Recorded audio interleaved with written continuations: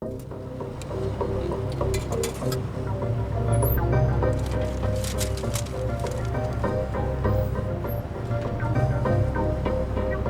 now firmly believe that the increased radiation we're living in from radio and TV and radars and appliances compared to the turn of the century is contributing to our background rates of ill health.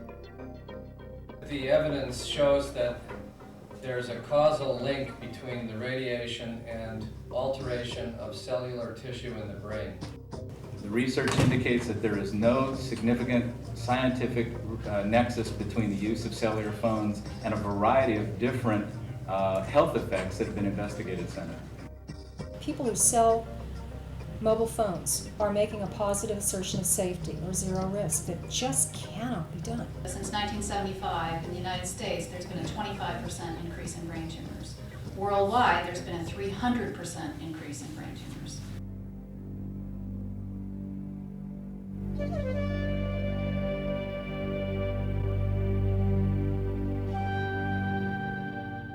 Over millions of years, life has evolved on an Earth where the natural background level of radio frequency radiation, or RFR, has been very low. Then, starting only 100 years ago, the explosion in wireless technologies like radio, TV, radar, and microwave has boosted our everyday RFR exposure levels by at least 10,000 times. Our bodies and each of the cells within them are like antennas, extremely sensitive receivers and emitters of electromagnetic radiation. Now they must function in a new electromagnetic environment that already has 10,000 times more RFR than the one in which they evolved. And today, a new wireless revolution is in progress, with the number of cell phones, communication satellites, microwave antennas, and cell phone towers multiplying daily. That means even more RFR exposure for all of us. Not surprising, then, that around the world, growing numbers of citizens, scientists, and public officials are beginning to ask, just what are the human health and environmental effects of the wireless revolution? Isn't it about time we find out?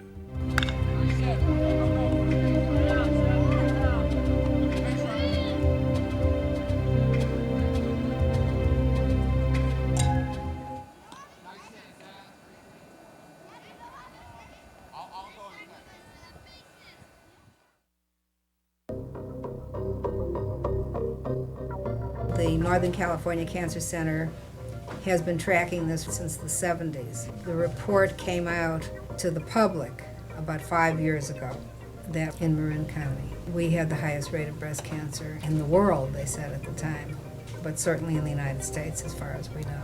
I'm the founder and executive director of Marin Breast Cancer Watch. We were founded 4.5 years ago, about 6 months after I was diagnosed with breast cancer, and asked the question, why does Marin County have the highest rate? Of course, the question was, how could this be possible when it's such a beautiful place and everybody's so health conscious and exercises and eats organic and does all the things that are supposed to make you very healthy? I mean, we've been told that it's because we're rich, white, and educated, and for some reason, we prefer not to believe that that's true. We want to find out what is true.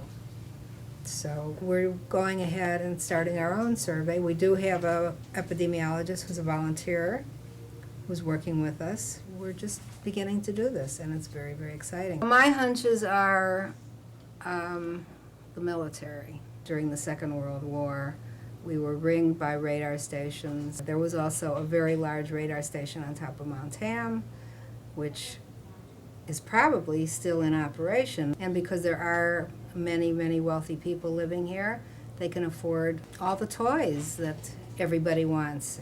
And we've got them all right here. The cell phones are all over the place. Not to mention the microwaves and all the rest of it. So we've surrounded ourselves with toxicity, and we're paying the price. People are getting sick. And then they bring this proposal to put up a new public safety system, which was designed by Motorola. It's called the Marin Emergency Radio Authority, MIRA. And that will add 17 more facilities on the hilltops throughout Marin, and it will add to the radiation background. Now, remember, we already have the highest rates of breast cancer, the highest rates of prostate cancer. We're already concerned about our health, and this is yet another layer. We've heard a lot of questions about radio frequencies and their effects, and tonight we have an expert who will be meeting with us. How much of an increase in the radio waves we receive would this create for the average San Rafael citizen? If you are any distance from these sites, the increase is going to be insignificant, probably unmeasurable. Okay, then I will call the question. All in favor? Aye. Opposed? Motion carries unanimously. I think this is a substantial move forward for public safety in our county. We're not against public safety, we just don't want this to cause more health problems. You know, there was a study recently done on Cape Cod where they found that in 45% of all the cases of breast cancer, the women had lived near radio or TV towers. So we are therefore doing a map. We're going to put it on computer, it's going to be interactive, and we're going to identify all the sites of licensed wireless facilities so we can identify them by frequency, by power density, and relative altitude, longitude, latitude. So we can calculate the exposure conditions to the nearby communities and compare the epidemiology study results that are being done by the Marin Breast Cancer Watch to see whether these facilities, in addition to what else is already there, may be causing harm. Right across the Golden Gate in San Francisco, there is a huge 990-foot tower called Sutro Tower. It has nearly 200 antennas there already, and there are proposals to add to that infrastructure and build in HD TV antennas. Scientists say that it's very possible that residents far below and homes across the bay could also be affected by a radiating tower that's this complex that sends signals quite a distance. I'm so glad that this conference is being held in a church, and it's being held in this church. This is my church, and 2.5 years ago there was a proposal to put a cell tower up on the cupola. Well, it didn't go up there. It took about 7 months for people to decide not to put it there, but in the process we learned a lot about this issue. And having the conference here 2.5 years later helps to confirm that we are making progress in getting other people to pay attention to this issue so wise public policy decisions can be made. Electromagnetic fields are intrinsic to us. They are in us. We can measure them. Our heartbeat, you have the ECG. They are in us. They are us. They are our intelligence. They are our cells. The body is an antenna. So you absorb the radiation in proportion to the resonance between your body size and the optimal aerial. People find it difficult to understand how a very small magnetic field could change cell behavior when the Earth's magnetic field is so powerful. But the difference is the Earth's magnetic field in which our ancestors were living is a static field. When you take a field and you oscillate it, then cells that are changing with time have this oscillating field imposed on them, then that's what changes the behavior. You have 23 studies now showing epidemiologically increased brain tumour in EMR-exposed people. 4 of them only show increases in cancer. 19 show statistically significant increase in cancer, and 5 show dose-response relationships. That is a causal set of data. Where careful studies have been carried out near high-powered facilities, an increase in a wide range of cancers has been found. The most prevalent is leukemia, and a whole range of leukemias, from myeloid leukemias, lymphatic leukemias. But the class of leukemias is often found. It's found in military personnel who are exposed to radar and radio. It's found in ham radio operators. It's found in children who live near a transmission tower in Hawaii. It's found in the US Embassy in Moscow. The Russians, between 1953 and 1976, irradiated with radio frequency the personnel of the U.S. Embassy in Moscow. It wasn't clear why they decided to do this, and it wasn't until the ambassador came down with leukemia, and then a second ambassador who replaced him later came down with leukemia, that serious attention was felt, and samples of blood were taken and sent back to the U.S., and they were found to show increased frequency of DNA abnormalities, a failure to reproduce. The radio frequency sickness syndrome, which the Russians felt was one of the bases for their health protection guidelines, which were much lower than in the West, was reproduced in the embassy staff according to the criteria that were used in the survey. So one of the mysteries of the Cold War, why did the Russians irradiate the U.S. Embassy, could be answered because they wanted to produce this interference with the ability to concentrate, the ability to sleep, the ability to think, which were aspects of the radio frequency sickness syndrome, which they defined previously under experimental conditions. And they succeeded not only in doing it, but they succeeded in getting the U.S. leading epidemiologists to document it and then ignored it. What is adequate evidence for decision making? Well, it depends on who you are. For the scientist, in order to come up with conclusive scientific evidence, which is a very high standard of evidence, we're looking at almost 100% certainty that an effect occurs. But is this the right forum, and is this the right level of evidence that we need to make good decisions if we are a city or county that is mandated to protect public health and safety under the state zoning codes? We don't need that much evidence at all, do we? Now, the legal standard may be something down here. Maybe we only have to be about 51% certain, the more likely than not test. But we take action with less information and with less certainty.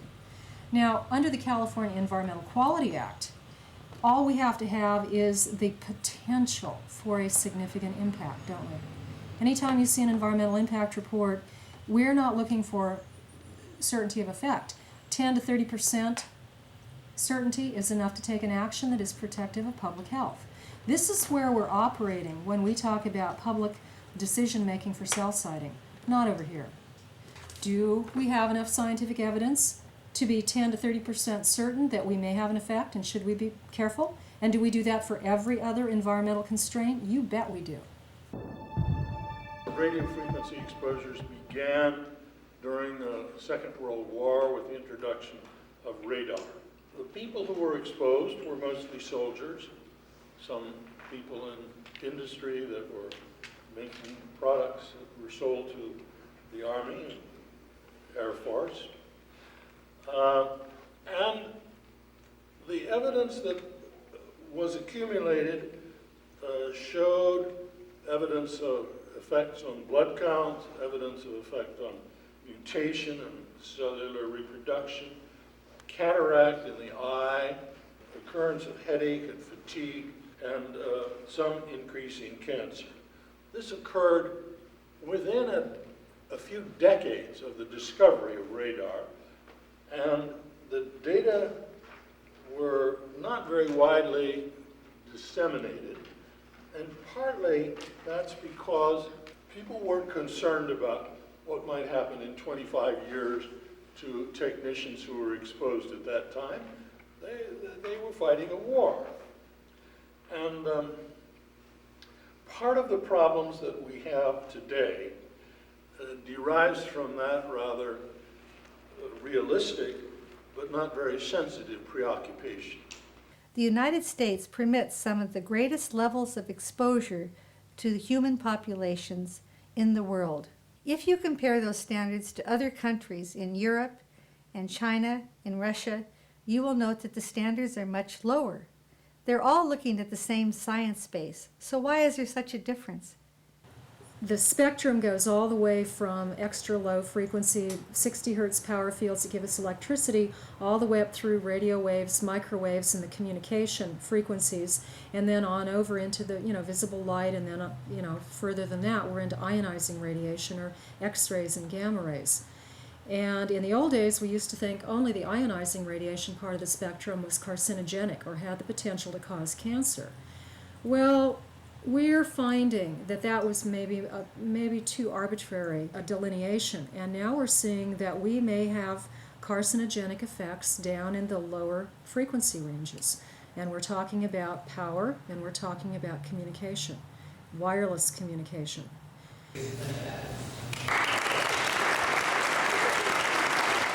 I moved out of California up to Washington State after Dynasty because I wanted some fresh air.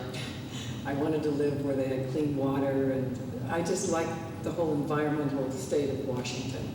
I really love it up there. I'm very happy. But I've had some interesting experiences since I've moved up there. They're going to put up a cell tower right near our house, like less than half a mile. It's going to be loaded with unlimited whips and antennas. Now, 300 feet, and the extra 15 are for the whips and antennas, is 40 feet less than the Space Needle in Seattle. This is not exactly something we're going to be able to ignore. How is this possible? I mean, here we are today in this age, and we have resources, and we can say all the things that need to be said, but we didn't know what needed to be said. We were ignorant. We went to the hearing passionate, and it didn't mean anything what we said. They said, well, these are all health issues, this doesn't really count, and so, okay, we lost. My intention is to let the American public know we have no rights, which is a frightening thing. The FCC has the regulatory power over telecommunication facilities through the Telecommunications Act of 1996. What local governments have control over, what we have the authority to do, is only to regulate the placement, the construction, and the design of telecommunication facilities. We are prohibited from taking into consideration the health and safety impacts of those antennas. So what do you want the government to do? Well, firstly, I need the laws to be changed, because what we found out is that the public really doesn't have much of a chance against the Telecommunications Act. The way that it is structured, very few people will be able to beat it. What I want the American public to know is that they've got to have knowledge and information. That's why seminars like this are so important. If we had had the knowledge, we could have fought a better battle and perhaps stopped this. And I have a lawyer, I mean, I have resources. I can just imagine what the average American is going to come up against when they try to fight this, if this is going to go in my backyard.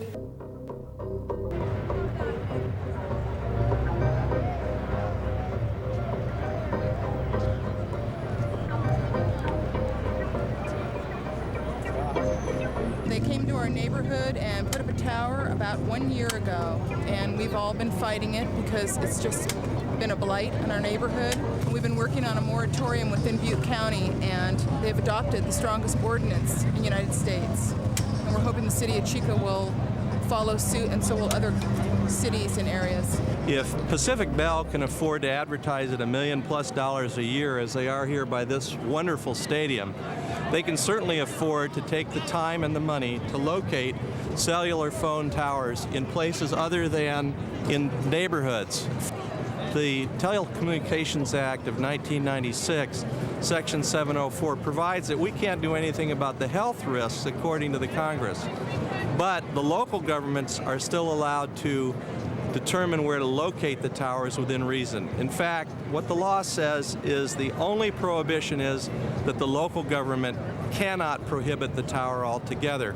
All we're asking is for Pac Bell Wireless to be a good neighbor and not to put cell towers over 100 feet tall in the middle of neighborhoods.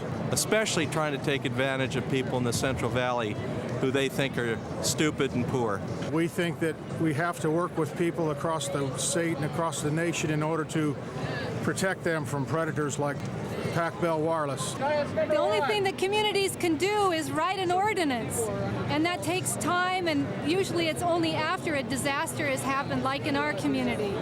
We were successful in lobbying our public officials for a county ordinance, but it's too late for us.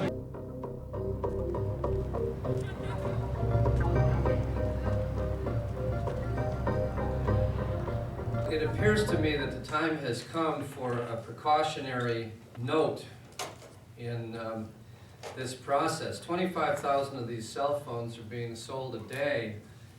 Tens of millions of people around the earth are using them. And there is substantial question as to whether or not health studies have been done adequately.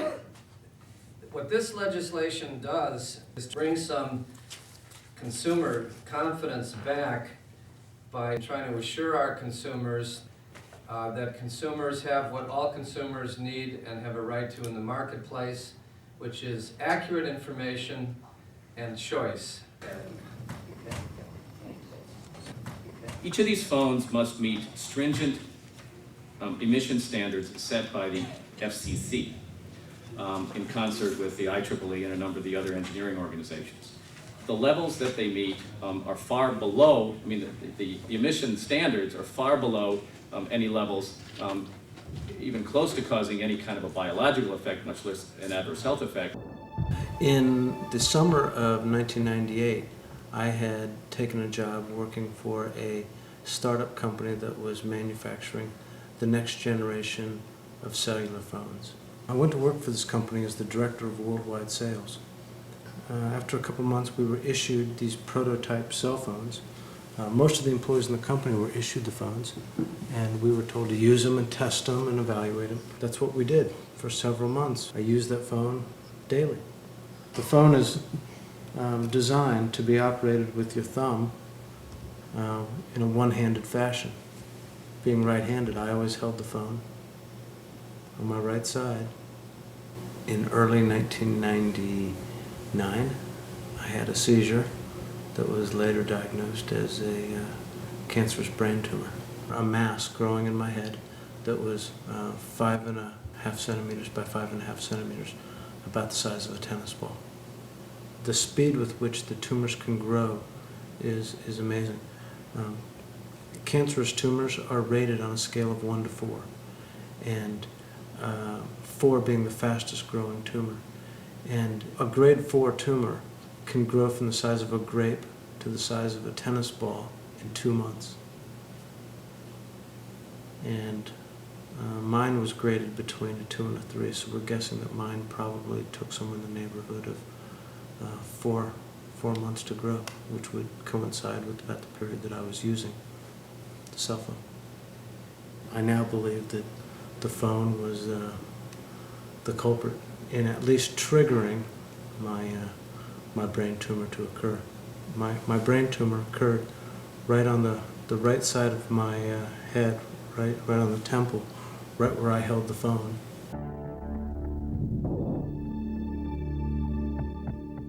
What does the 1.6 watts per kilogram mean for the public? It's basically a safety limit, and it's a safety limit which has been developed by consensus of the Food and Drug Administration, the Environmental Protection Agency, the Occupational Safety and Health Administration, NIOSH, and the National Institutes of Health.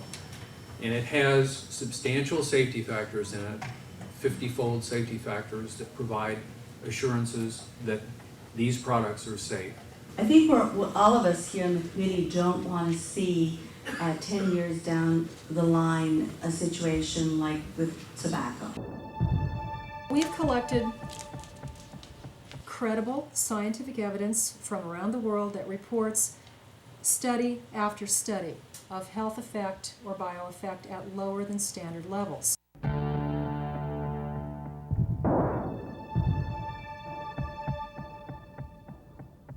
If this bar represents the standard, what is allowable, look at where these studies fall in terms of health effects reported at lower levels. Sometimes if you just put this on in front of a decision maker and say, well, you know, maybe we don't have conclusive evidence, but we have all these studies and they're all talking about health effects down here, and here's the standard. You know, something must be wrong. Maybe we should be careful. Maybe we shouldn't put this in the middle of a school ground, or maybe we shouldn't put it in the middle of a residential neighborhood, or maybe we shouldn't put it anywhere near people until we have a lot more evidence. We found that cells inside the brain, after exposure to radio frequency radiation, have DNA damage. And these are so-called strand breaks. The DNA basically breaks up into pieces. This is what's called a comet assay, DNA comet assay. The length of the comet tail there is quite long. All of those fragments represent broken DNA. Now what's important is that the FCC limit here is 1.6 watts per kilogram, SAR. Here we've only got 0.6 and here we've got 1.2. So these are still below standard. You know, conventional wisdom has that there should be no effect. They are clearly breaking DNA and or interfering with DNA repair. In my experiment, I only expose animals for a short time. Now then the question is asked, what happens if you're exposed to radiation from, for example, from a cell tower? Of course, it's a long-term exposure. So the main question is, will the effect accumulate over time? Now there's some indication that they accumulate. So a long-term exposure to a low intensity may have the same effect as a short-term 1 or 2 hour exposure for high intensity. Our office is located on the 3rd floor of an office building with another building just about 150 feet away that's at the same elevation as our office. It's 3-story. And it is now the home of 28 cell phone and PCS antennas that sit on the top of this building. They are hidden behind a skirt or parapet on the top. Nevertheless, they radiate their radio frequency radiation directly through that and across the buildings in front of us, and the side lobe of those antennas hits this building. When we were unsuccessful in asking the county to consider another location for these antennas, we measured to find out what kind of radio frequency exposure we have here. We bought a small detector to measure the fields, and then we looked for solutions that we could put in place. And these solutions turned out to be a combination of shielding with fabric over the windows, which is actually silver mesh, and it does block radio frequency radiation. To handle the problem outside of the window areas, we purchased a special kind of paint that is copper-based, copper fleck paint, and that paint reflects radio frequency. It keeps it outside for the most part. So with a combination of painting and putting up curtains, we were able to reduce the radio frequency inside the office. So it's not perfect, but it does a fairly good job in comparison to no shielding. This is a scientific study that shows the absorption of cell phone energy or radio frequency radiation into a head. These are phantom heads, but they are used to measure the absorption of radio frequency. This is an adult head. You'll notice how much, here's the ear canal over here, and the yellow color indicates a lot of radio frequency is being absorbed, and then you can see how the profile of energy goes into the brain. That's an adult. Now this skull is a 10-year-old child. Look how much more the radio frequency radiation penetrates the child's head, a 10-year-old. And this is a 5-year-old's head. And again, look now at the amount of penetration of radio frequency into the head. These children are absorbing more energy with the same phone call than an adult ever would. The reason is that their head size is smaller and more resonant with the wavelength of the cell phone frequency. It's just amazing and irresponsible that we saw such heavy merchandising of cell phones to children this last Christmas. It's so sad, the idea that kids have to have a cellular telephone that they shove up against a growing head. I wouldn't let my child go out and play in the traffic. I'm not going to give my child a cell telephone to put up against her head. We live in a two-storey home. It's a new home, along with 7 other families in houses next to this building. And because it's a two-storey home, the roof of the building is 35 feet above the ground level, and it means the antenna arrays will point directly line of sight into our family room, our daughter's bedroom, and the same thing for all of our neighbours. Okay, so this is my daughter's bedroom, and the view through her blinds onto the adjacent building, which is a Pac Bell building, where Nextel would like to put its 12-element ESMR array. They have a mock-up, so let us see how un-ugly it is, but it's very ugly. And you can see there's some existing cellular structures from Pac Bell and Sprint behind the tree on the right, and the new elements of the array you can see on the rooftops. We had 2 letters from realtors saying property values will drop 10% to 12% if you can sell them. My main reason is health. I have a lot of health concerns. My background as a physicist and an electronics engineer is one of health. I feel the studies are weak. There's enough evidence to say it's dangerous. And with my daughter 150 feet from the rooftop, the radiation field outside is well within the compliance limit, but not in any realistic safety level for a doctor or a medical person. This is a senior community centre, just less than a block away from the Pac Bell. In fact, it's right next to it. And there's a children's playground behind there. There's lots of senior programs, children's dance classes. Basically, people use this senior centre. It's a community centre, so it's used a lot, and it just goes to amaze me how companies don't care.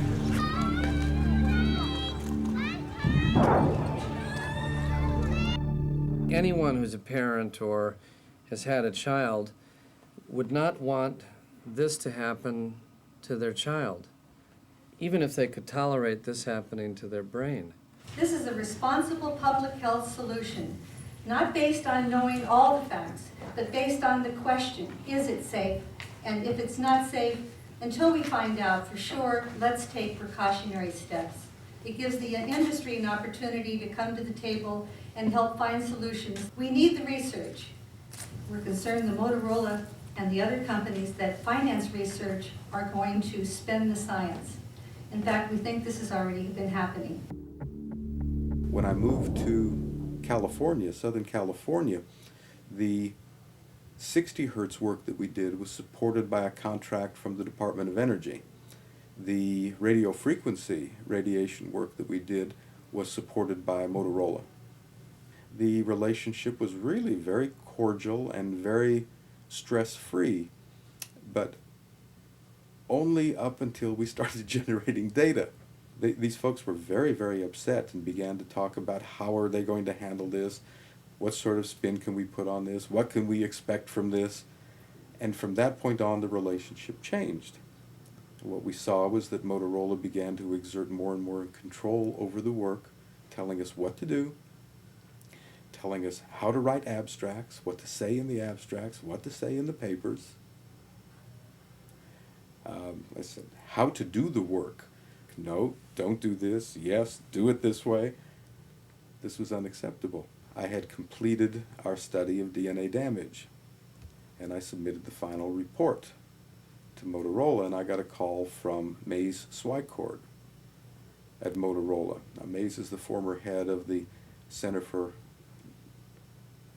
CDRH, Center for Devices and Radiological Health at the FDA, and he left the FDA and went to work for Motorola. Keep that connection in mind. That's interesting. He also handpicked his successor at the FDA. Anyhow, Mays didn't like the work. Then there was another phone call.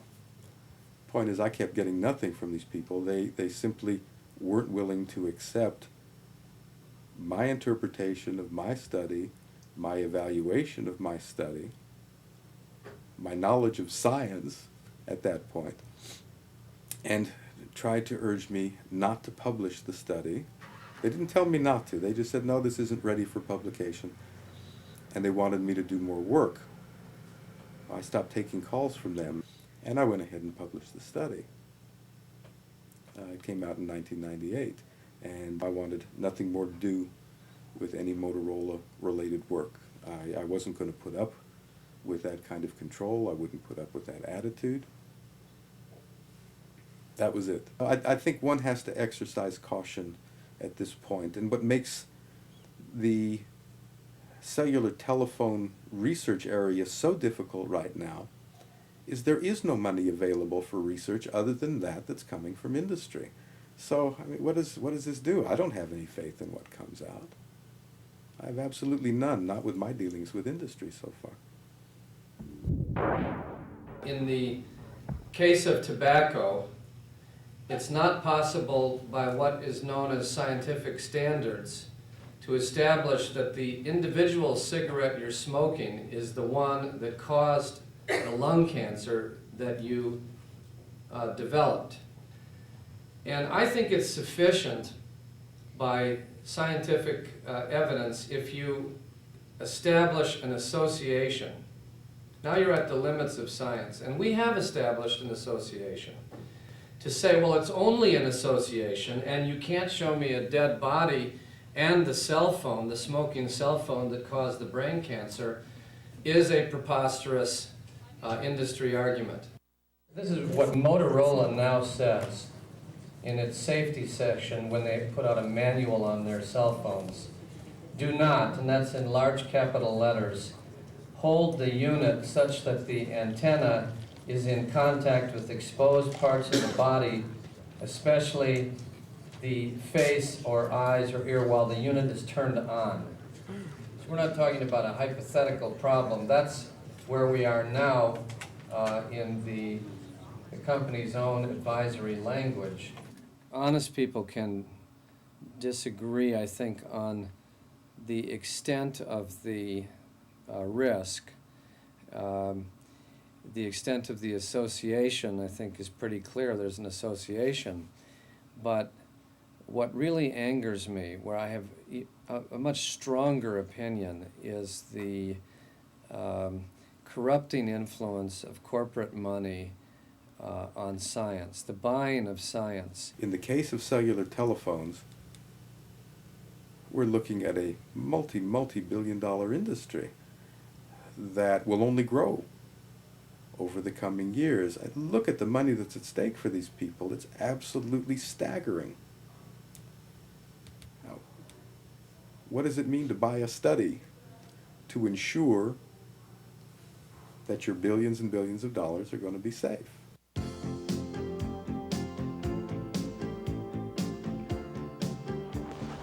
Well, I don't want to overreact, but I'm concerned about the stories I've been hearing about electronic radiation. Does anyone really know what the effects are? What do the experts say? I've been studying the effects of electromagnetic energy for several years and have performed detailed measurements of the radio frequency emissions from cellular telephone transmission systems. First, let me put your concerns into perspective. Basically, when we talk about electromagnetic energy from cellular systems, we are talking about the same general type of transmissions that radio and television use, only significantly less powerful. Despite the considerable amount of information obtained from laboratory research and epidemiological studies, the scientific community has not identified any significant health impact from living in environments where radio and television broadcasts occur around the clock. These systems and their related microwave point-to-point communications link play a vital role in obtaining and receiving urgently needed information. In fact, we have a facility very similar to this one operating right here at UC Davis Medical Center.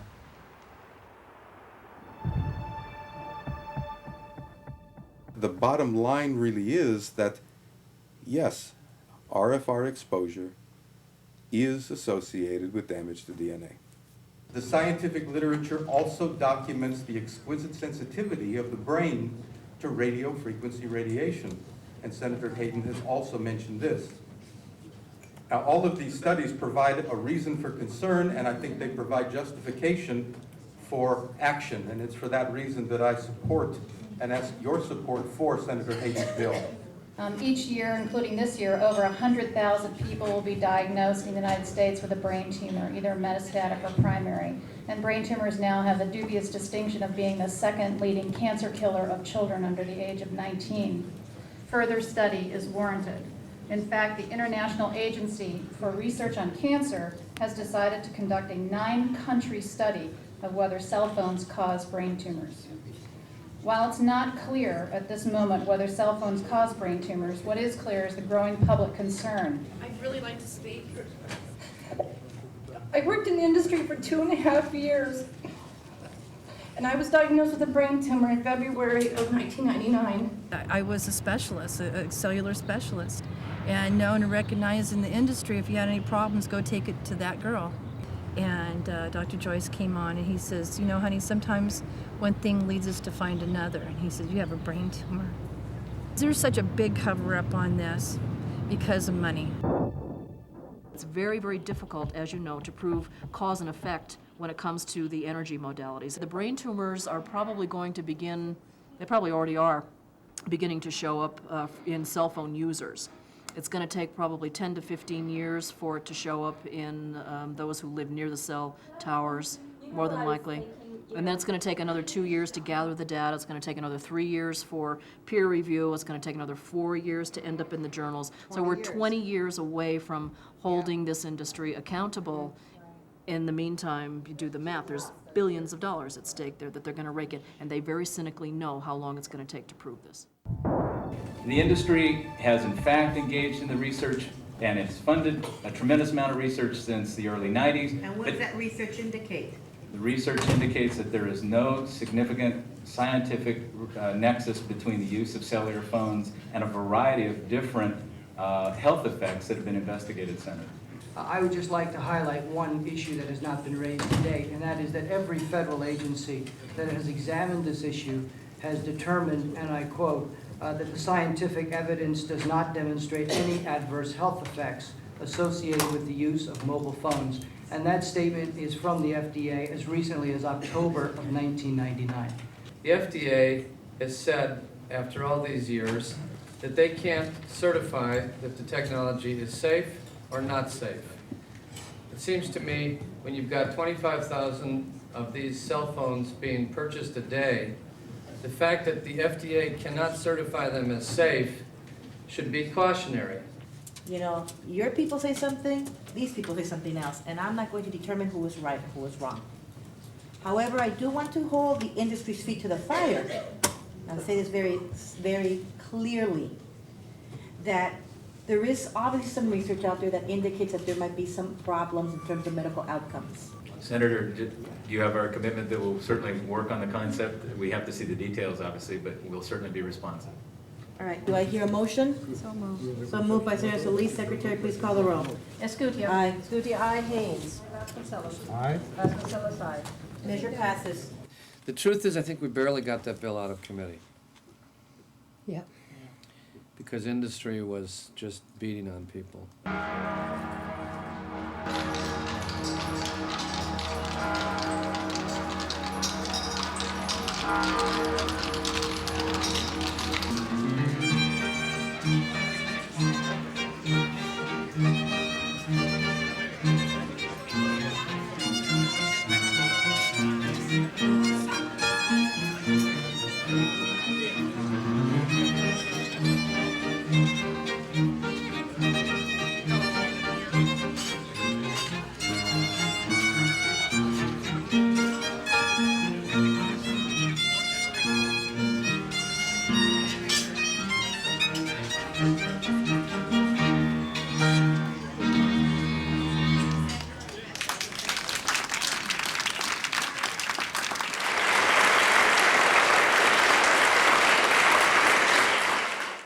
One of my hopes for the conference was to bring together scientists from all over the world as well as public health experts, because to give a recommendation about safety levels for electromagnetic fields, it's not only a question for the scientists, it's also a question for the public health authorities. So we have to bring them together to protect the public health.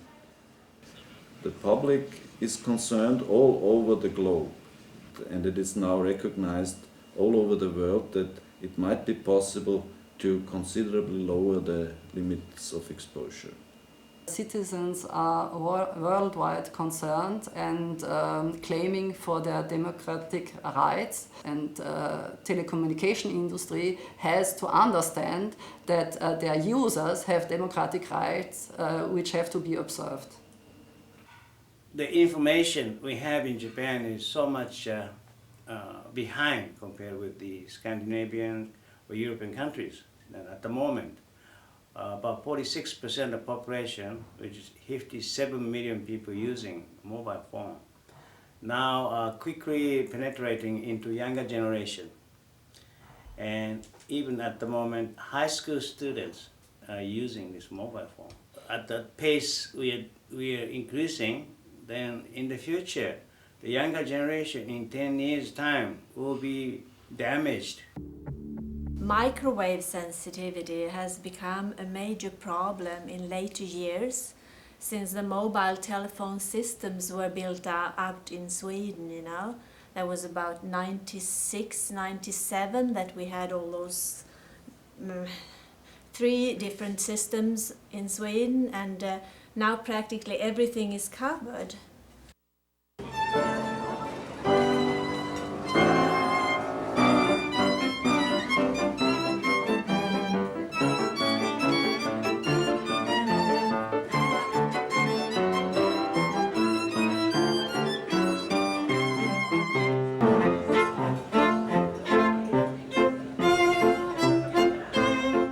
Stockholm is called the Silicon Valley of Europe. That was Bill Gates, I think, who said that. Because of the Swedish economy, of course, because we depend on our telecommunication systems. And the company Ericsson, it's very big, and also there is a great deal of innovation. You know, there are many small companies who are creating these wireless systems, all types of things. You know, there's so much technological development there, and so it's very exciting, all these new things, and very good money, but some people get sick. One of the most well-known cases, Mr. Per Segerbäck, he's been electrosensitive, I think, since the beginning of the 90s, and he's an engineer at Ericsson. The reason I'm wearing this is it protects me against microwave radiation. It contains about 25% stainless steel. The reason I'm wearing it right now is because you're making a film and interviewing me. I can't stand the radiation from the camera. Otherwise, the main purpose of the suit is to enable me to get to work, because the microwave radiation here in Sweden, especially in the Stockholm area, is just too high. I can't stand it. It will turn me unconscious in 10 minutes or so.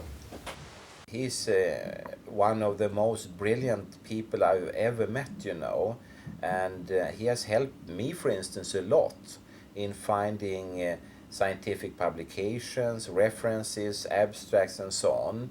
And he's very, very clever, and therefore it's very, very sad at the same time to see him having these terrible problems, you know. The main symptoms are from the nervous system. What happens to me personally is I just drop down on the ground, and I can't move, I can't talk, I don't see anything, I don't hear. I'm turned off.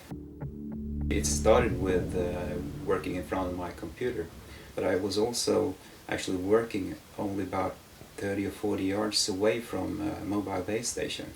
Where I sat, I looked out the window, I saw these antennas. I was the manager of a group of designers, but they came from all over the world. Smokers, non-smokers, vegetarians, meat eaters, you name it. And around 80 to 90% of my personnel developed hypersensitivity to electricity within 1 year. And we have nothing in common, we were not related in any way. To me that says that, well, if the conditions are bad enough, you're all going to get problems. If you go back some years in the Swedish debate, it was very popular to claim that these persons only imagine this, or they have some psychological disease or whatever, but that has never been found. The Swedish government has accepted electrosensitivities as a disability. It doesn't really matter whether you feel anything or not. It has been shown by Olle Johansson at the Karolinska Institute here in Sweden that actually anyone who sits in front of a computer gets sudden changes in the skin. There are sometimes even heavy alterations, including changes in different immune competence cells such as Langerhans cells, and in the mast cells, which is the key cells for things like allergies, oversensitivities, asthma, that kind of things.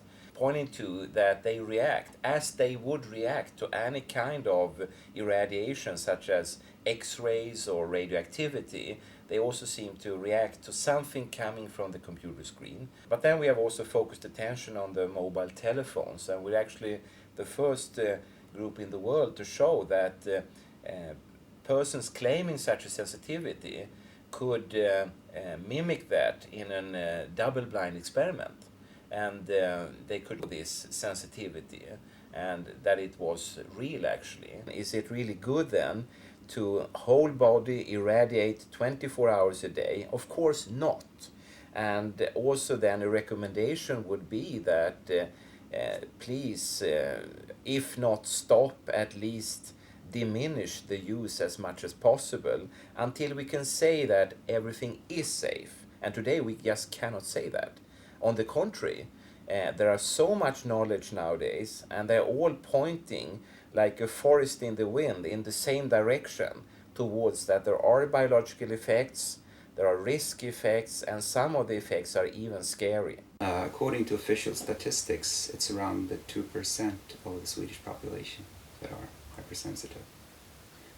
That translates to about 180,000 people. I think a prudence avoidance principle is probably not enough. Maybe you would have to live with the thought that either you have to stop this kind of usage, or at least start inventing what I usually call human-friendly technology. It should be possible to find frequencies, modulation techniques, etc., that do not affect people as much as the current systems. You can actually have an area that are free from base stations and where the levels are fairly low. Turn off a number of the base stations and turn the antennas the other way, and have an area where you have only outdoor coverage. Even out here where the levels are around 1,000 times lower than in Stockholm, your mobile is going to work just fine outdoors. So if you're satisfied with using your wired phone indoors and only using the mobile while outdoors, that should do it. We believe that we have some natural protection to microwaves, radio and TV waves, power frequent waves and so on, things that were invented during the last century. And of course we do not have such a natural protection. And maybe there the problem lies, you know. All these companies, they develop just gadgets and toys, and they don't really understand health issues at all. They are engineers and they understand technical issues. So health issues must be handled by scientists and politicians, I think.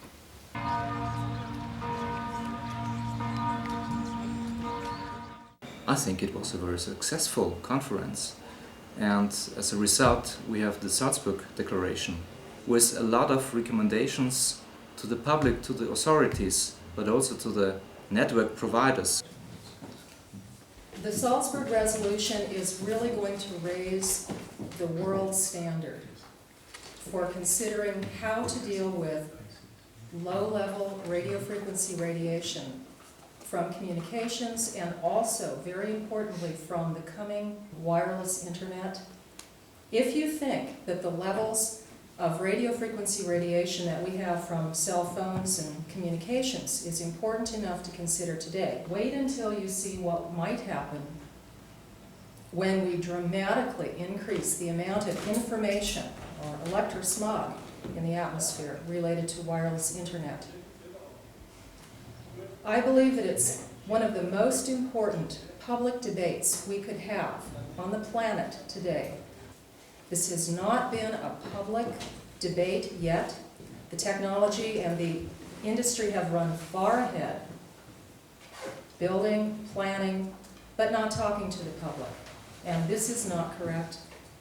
We need to open this debate about high tech and whether or not there is high risk and whether or not we choose this as our future.